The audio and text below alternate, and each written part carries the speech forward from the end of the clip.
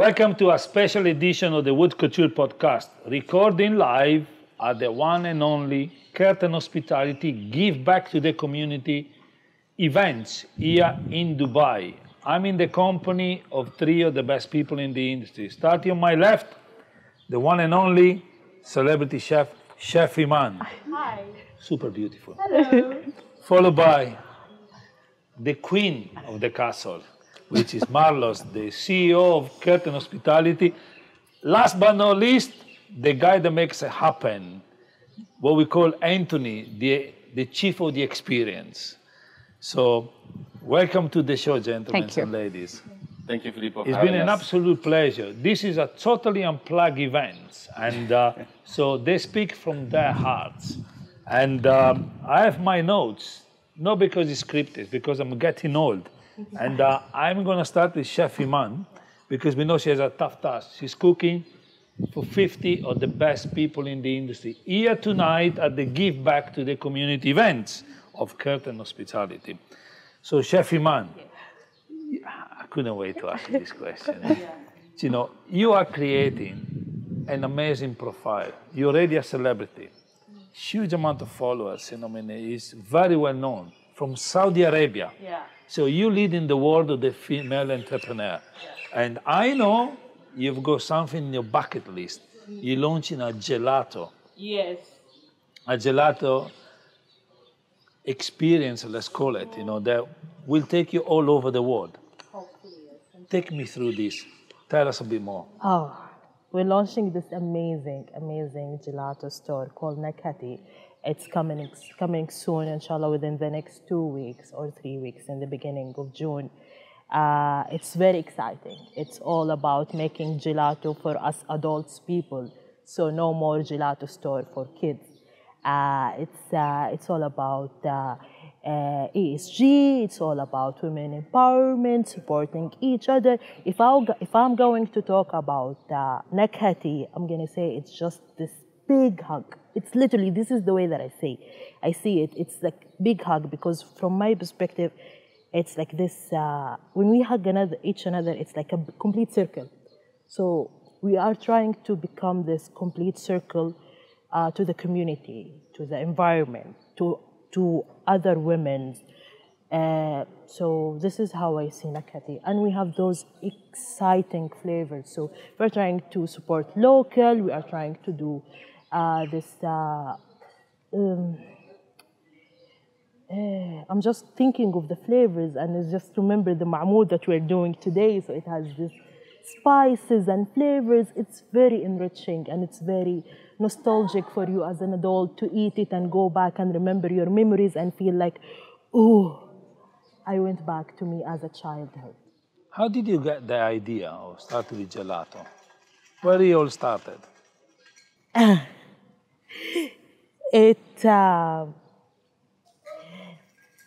I work as a chef. So what happens with me, after every hot night, and this is literally, after every hot chef in the summer, I live in Saudi, so this is a desert. So after every hot shift, I go and I buy Baskin Robbins, only vanilla, because the rest of the flavor, sorry, we should omit that. All the flavor sucks.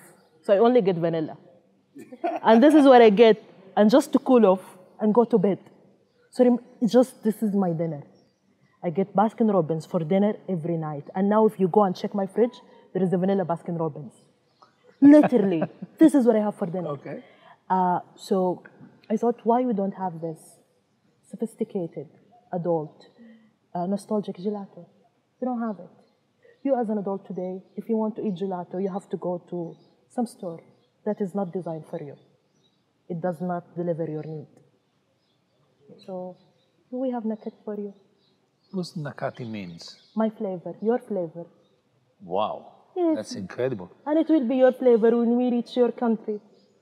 Inshallah. But listen, this is 100% made in Saudi, right?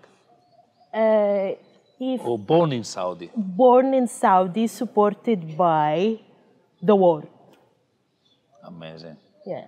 So what you're trying to achieve, the moment I buy this ice cream, and I have in my hand, I have a Nakhati in my hand right now. Yes.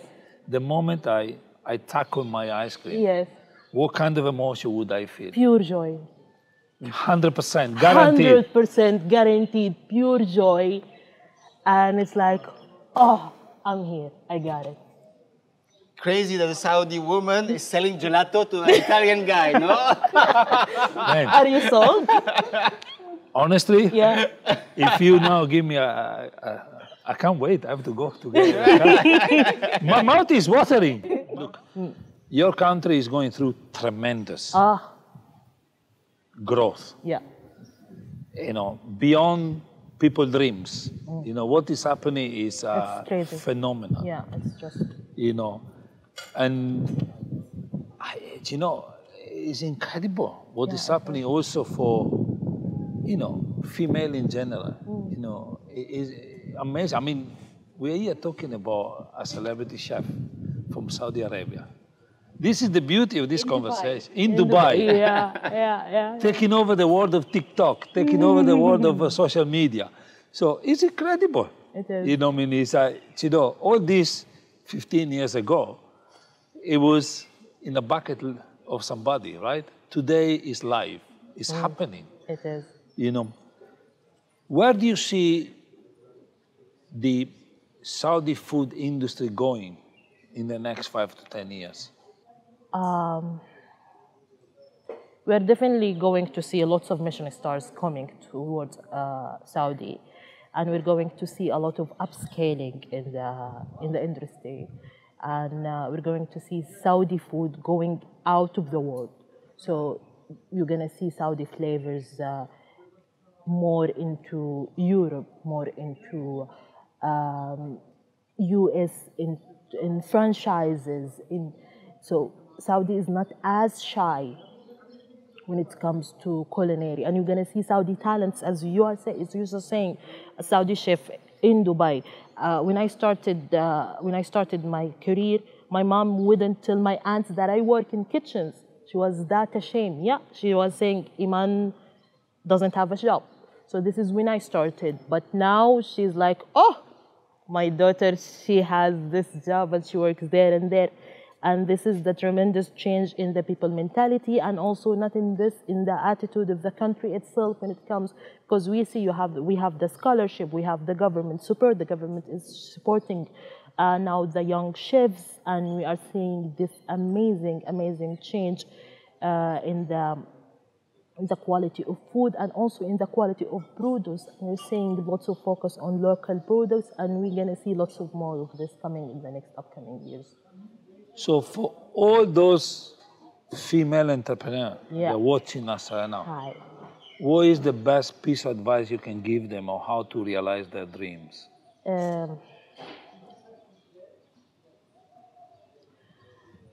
Are we talking in general? Are we talking food only? Because there is different. You decide who you want to address to.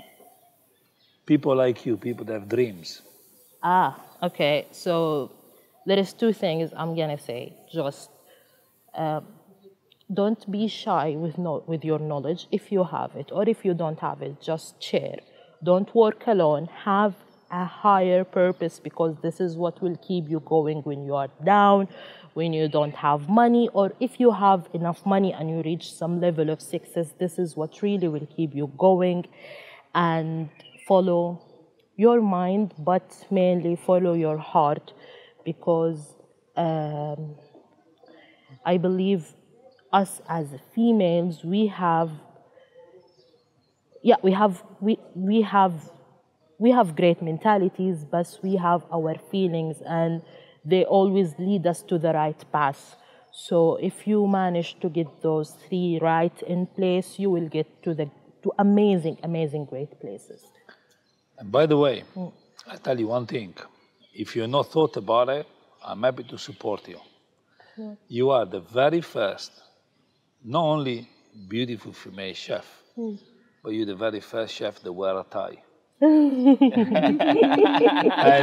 that, ladies and gentlemen, means business, very big business. So you are not joking in any way, you know, from the act to the look, it's pure business. Thank you. Chef Eman, I know you are pressure to cook a masterpiece tonight, so we let you go.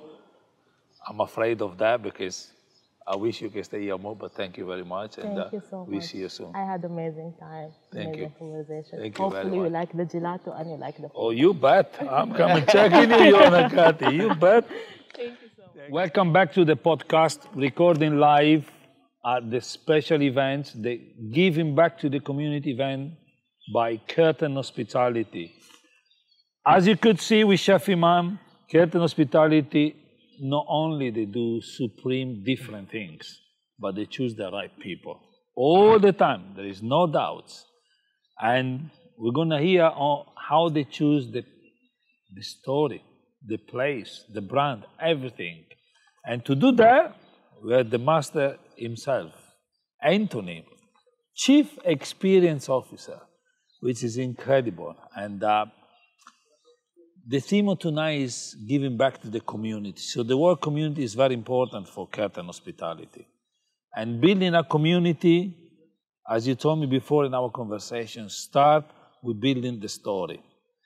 So tell us a bit more, how you all start when you're choosing a site, engaging with your partners. So I worked for 12 years for Hyatt International, and I felt after 12 years that all these big chain hotels, they are missing a story. So when we first started, that's what we really focus on the story. So when with Marloes we were pitching for a project, and when we got interest from Saudi, we really deep dive in the destination, meet people, understand where we are, who's around, who's successful, how we can contribute to the destination. And then we pitch a kind of a story to investors and owners. Then either these investors, owners, they buy the story or they don't buy the story. If they buy in the story, then that's when our work starts, when we need to basically build the hotel and the story, and then we need to deliver that story. And if I take Jeddah as an example, and I think we've been successful in the story we pitched, because we started to go there in 2017. We signed our project in 2018. And at that time, Saudi is not Saudi, what is this today? We had to really imagine, but in 2018, I think that's when they launched the 2030 vision. So we had to imagine what would be Saudi when we open the hotel. And at that time, music was forbidden. You had the segregation between men and women. So we said at the same time, it's an opportunity to embrace that new vision and to build the first hotel in Saudi that integrate those social and cultural changes. That was number one. Number two, we said, okay, who's coming to Jeddah? What's the population that is going to come to our hotel? And how we can be appealing to these people. And one thing we not discovered, but that was obvious, is Jeddah is the entry door and the exit door of Mecca. So a lot of people are coming from all over the world to go to Mecca or exit Mecca, and they stay 2-3 days in Jeddah. So those people, they want to have that connection with the culture, with the religion. They're in a very holy spirit. So we say, okay, this is one of our target audience. At the same time, still until now, 80% of our guests are Saudi, from Riyadh, from Khobar, from Qasim. And those people, when they either on business or on leisure, when they travel within their own country, they don't want that cultural connection. They want to, if they travel, if they're spending 300 euro, they want to feel somewhere else or something exotic. So we try to do what we try to do in Jeddah is to have a place that, for the one who are looking for the culture and the traditions, we give them this by using patterns, by using materials, by using Islamic reference. So they they have connection with this. But we did that in a very modern interpretation. So the people who are looking for something exotic, yeah, they can feel it's Saudi, but it's not totally Saudi. It has a very exotic and modern touch, so it's kind of disturbing them for the Saudi who are looking for exotism. And I think that's the right story and balance that we could achieve in Jeddah. If I talk about our project in Aqaba, same. When we analyzed the destination in Aqaba, we needed to be attractive to locals, and we also wanted to be attractive to foreigners. So locals, when they drive 4 hours from Amman, they don't want to feel they're in Jordan. They want to feel they're in Mykonos, Marrakesh, Maldives, or whatever. But international travelers nowadays, they want to have some kind of connection with. So over there, we have 5 different buildings, and each building has its own theme. Number one, and the general story was Mykonos meets Marrakesh on the Red Sea. So a kind of combination that's you're in Jordan, but you're not in Jordan. Wow. So each of those projects have a really strong story from the beginning, and then we stick from that story from the moment we pitch to the moment we open and until till nowadays. So Rome is exactly the same story. We're next to the Prime Minister offices. So one of our target audience is politicians, people who like Italian politicians and businessmen, and they want certain things. And you have people coming to Rome for they want the Roman, they want la dolce vita. See, look. Absolutely spot on. It is fine tuning. So that's our 2 target audience. So how now we are working on the design, how we can make it appealing for la dolce vita, but in a modern way. You know, it's interesting. I'm reading the various interviews in there, and there are some keywords that pop up all the time. Number 1 is mixed use. Number 2 is ESG. And the third one, I need help, is Hubbu. Now, I want to know why these recurring words coming in, why they are important and what impact they have on people. Okay, what was the number 1? Mixed use. Okay, mixed use because we believe that the hotel, it was thought as a hotel from the centuries, like Hoberge, Hostel, whatever. It's not anymore relevant. Especially this transition was already starting before pandemic, but pandemic has accelerated that change. So there is no more work, vacation, leisure, like we call it in Kerten Hospitality. We call it, when you go on vacation, it's workation, you know that. Or leisure, or so work, space, and leisure, and all these things is blending together. But at the same time, the hotels they are sold by, again, big brands, they are not integrating this new way of living. So we believe that the only way to be relevant and successful is to have all those elements in one building. Serviced apartments, hotel for a long stay, hotel rooms for a short stay, co-working space, serviced offices, all that in one building. Retail space, food and beverage space, all that in one building, but operated by one operator. For the owners and investors, they're dealing with one person. For us, it's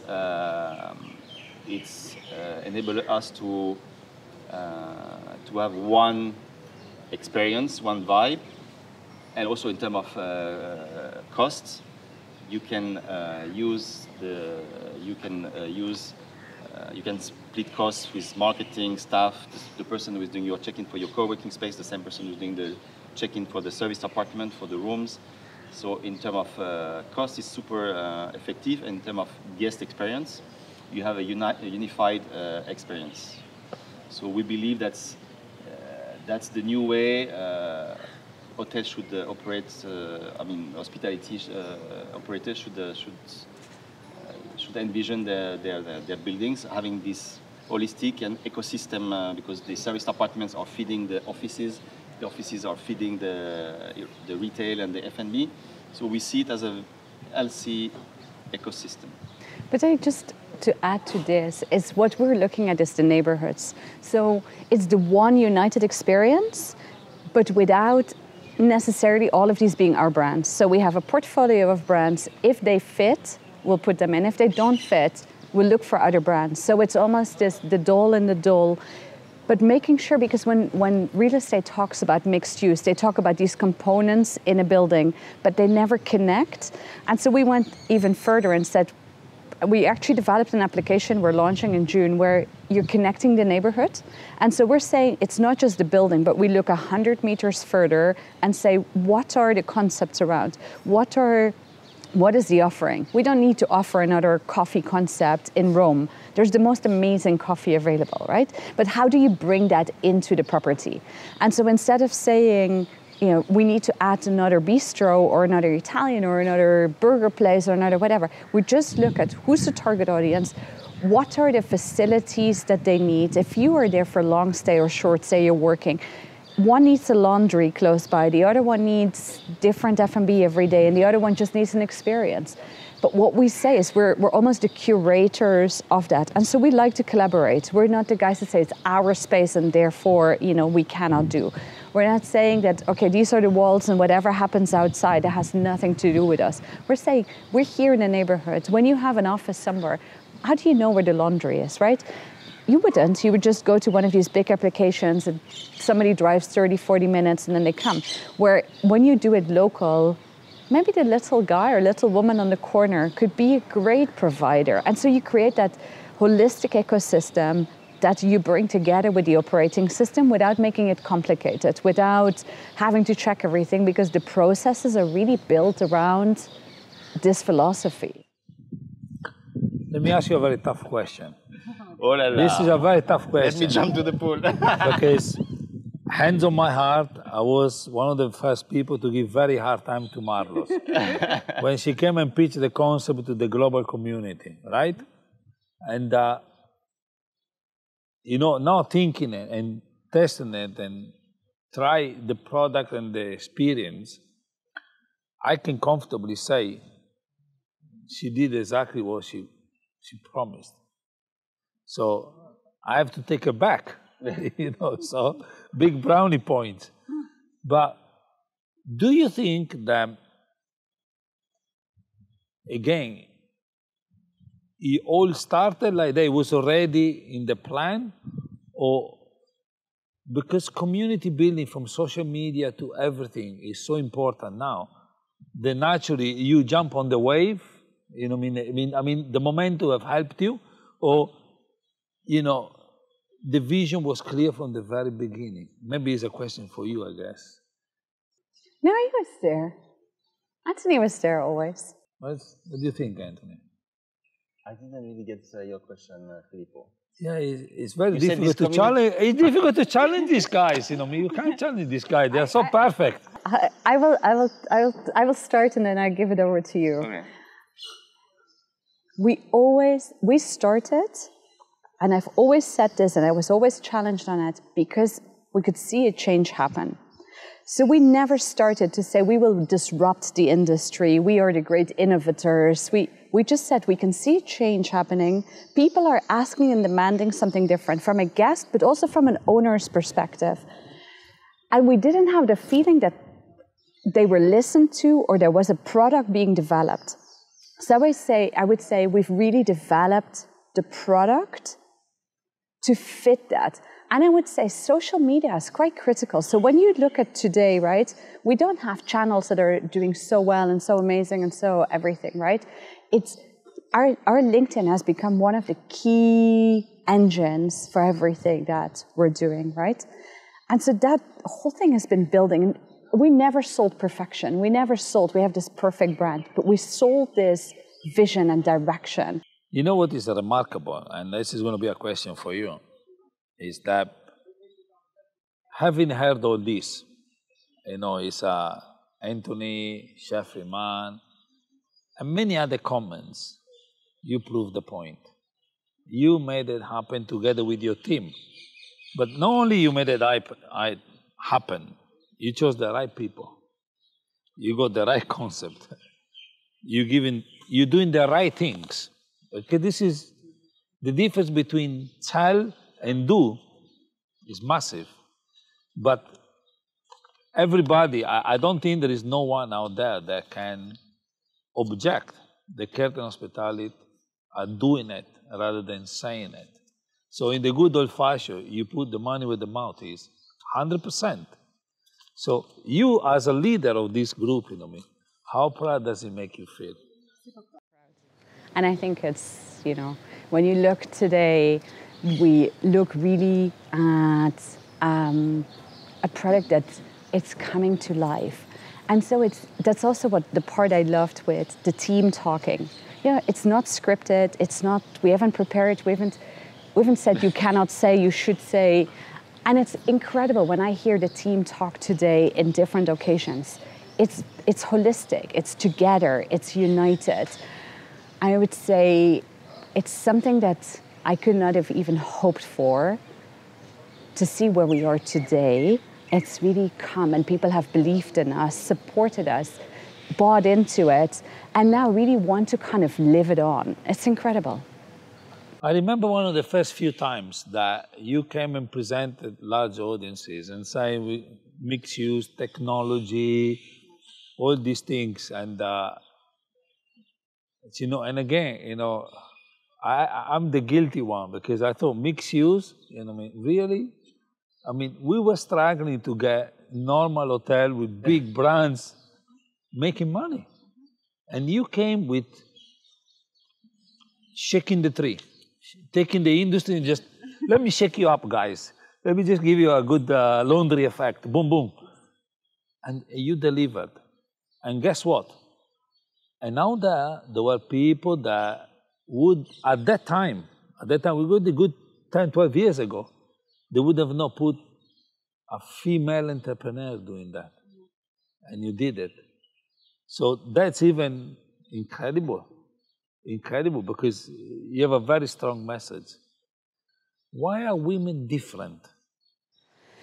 I'd say we have a great, the soft side and the experience side, I think is part of our natural being. And I think that's really where we touch and where we can almost, flow through the normal processes in a very different manner. And I think we're driven by passion and belief and emotions. And yes. Hospitality is very important emotion, so I think it's a good combination. Yes. Filippo, I'm really sorry, but I can see everybody starting to panic because we have guests arriving in 15 minutes and they need to set up the music. We need to wrap it up. So as you can see, ladies and gentlemen, it's never scripted. It is from the heart. And I'm afraid we come to the end of the podcast. And we thank Kerten Hospitality and everybody. And we see you soon. Thank you very much.